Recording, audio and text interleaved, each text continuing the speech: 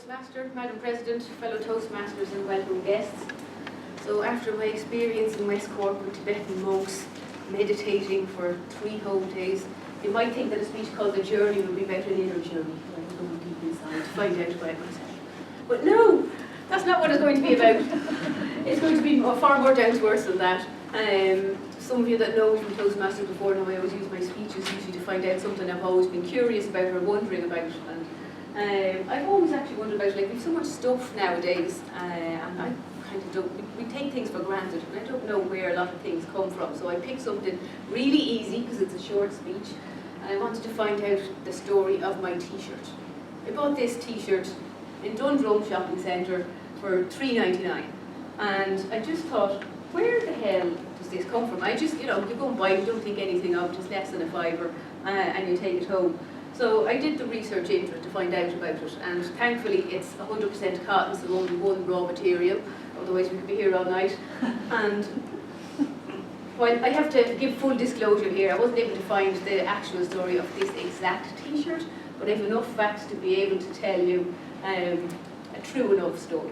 So in America is the biggest exporter of cotton.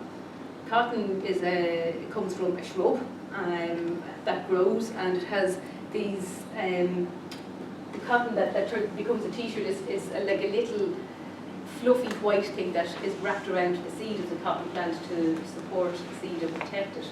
So years ago, when there were slaves in America, that was their job, was to walk through the fields picking the cotton by hand, absolutely awful back-breaking work. Nowadays, thank God, it can be done by machines, and there are no slaves.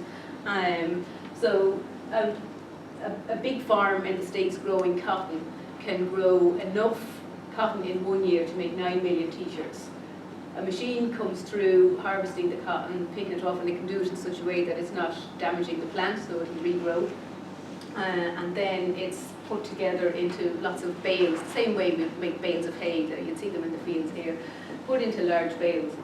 So once that's done, all of that cotton is then sent abroad for further processing. So it goes, let's say it started in Mississippi originally as a little cotton ball, not the cotton balls that you used to wipe your face, a ball, B-O-L-L, that's where's the variant. So it's these bales of cotton are sent to typically Indonesia, where they spin it and they stretch it and they dye it and twist it. So eventually they end up with little bits of thread, actually, like the little bit of thread that's coming out of my jumper here, which is what we would know for sewing. And then those bits of thread are knitted together to make sort of the fabric, what we know is like t-shirt material. So that's all done in Indonesia because they have a lot of expertise there in the area of fabrics. So the little cotton ball has started in Mississippi, it's travelled 10,000 miles to Indonesia, now it's on the road again and it's off to Bangladesh. It goes to Bangladesh because there's very low labour costs there, and this is the sort of biggest amount of work that's required in the t-shirt. They cut up the material according to patterns, and then these people who are on sort of very low wages stitch the t-shirt together and put the labels on and the pocket on, and now you've got your finished product. So Bangladesh is 2,000 miles about from Indonesia, so Little Cotton Ball has come from Mississippi, 10,000 miles to Indonesia, 2,000 more to Bangladesh, that's 12,000, and then now it's on its way over to the shops, to Dundrum Shopping Centre, so 5,000 miles over to Ireland. But that's not the end of the story of our little cotton balls and the t-shirt. I go down and buy it in Dundrum, but being a good citizen, when I'm finished with it, I'm not going to just toss it in the bin, I'll take it down to the charity shop. But I don't know if you know how charity shops work, they take the good stuff and sell it to people who walk into the shop. The rest of the stuff, which is where my t-shirt will end up in a huge big container full of old clothes, which are then sent to Africa and countries like that. And what happens there is that an entrepreneur or business person will buy a large, all these clothes in bulk and then resell them to local people who will come and buy as much as they can, and then they go off to their local markets and sell the t-shirts. So something like that might go for about 40 cents at the end of the day. And it'll have done another about 8,000 miles going from Ireland down to, say, a country like Malawi or something like that.